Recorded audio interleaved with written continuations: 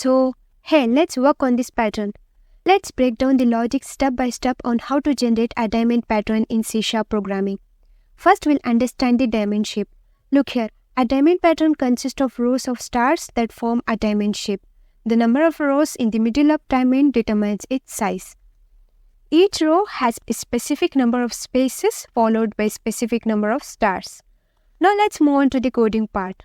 If you have Visual Studio installed, that's good enough for practicing C# code. If you don't have, in that case, you can use Program Online Compiler.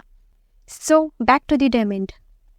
To control the size of diamond, let's declare and initialize a variable n, for which we will assign a value 5. Which is because, as I said previously, the number of rows in the middle of diamond determines its size. So, the pattern which we have taken that has 5 rows. You can also change the value of n to adjust the size of diamond pattern. Now let's work on generating the upper part of diamond. Let's take one outer loop. This outer loop iterates from 1 to n, controlling the current true number of the diamond pattern. Basically, it iterates from 1 to 5. Now let's print leading spaces. Here we'll start a loop from j equal to 1 to j less than equal to n minus I. In a sense, 1 to total number of rows minus current row.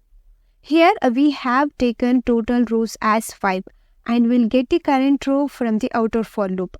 Using this inner loop, we'll print spaces before stars to center align each row of the diamond. That is, for each row I, the number of leading spaces is n minus I.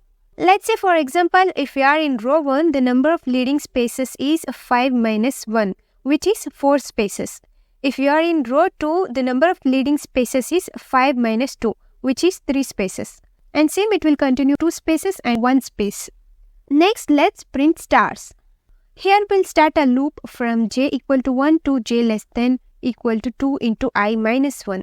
In a sense, j will iterate from 1 to 2 multiplied by current row minus 1.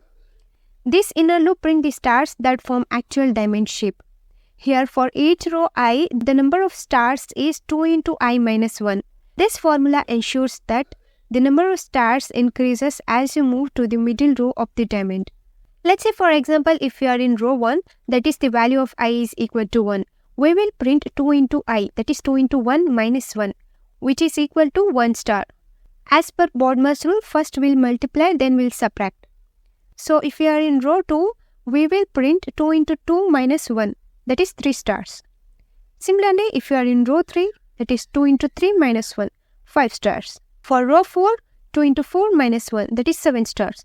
And row 5, 2 into 5 minus 1, 9 stars. Hope you got this logic. Now, can you observe in this pattern, each row of spaces and stars is printed in new line. So, in our program, once after printing required number of stars and spaces, we'll print a new line. For printing a new line, we'll call console.newline method. This line of code moves the cursor to the next line after printing each row of the diamond.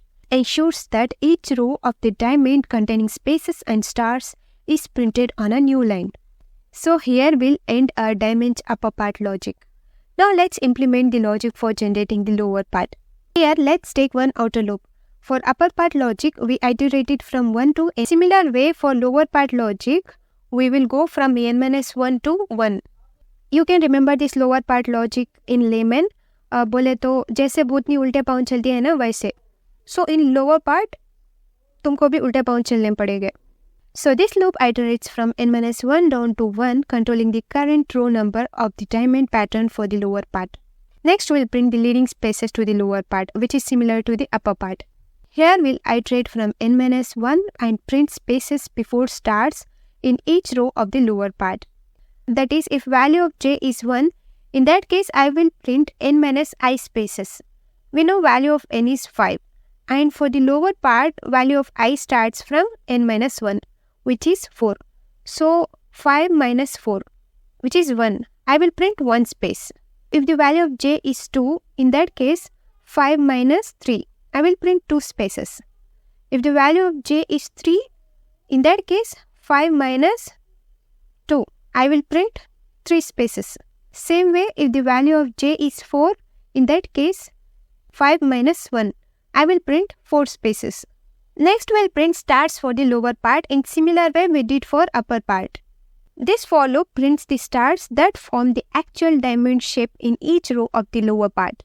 Here the number of stars decreases as we move down from the middle row of the diamond. For example, as outer loop iterates from n-1 to 1, so lower part row 1 will begin from 5 minus 1, which is 4.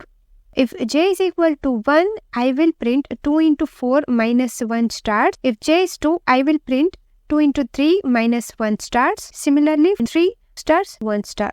Next, we will print a new line after each row similar to the upper part. So, console.writeLine moves the cursor to the next line after printing each row of the diamond in the lower part.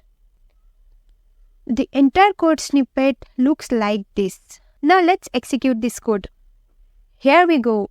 The actual diamond जिसके पीछे हम programmers हैं is on the console. Hope you understood the diamond pattern logic. If you enjoyed this tutorial, make sure to like, share and subscribe. For more such useful content, make sure to subscribe Mindful Techie. We'll see you in the next one.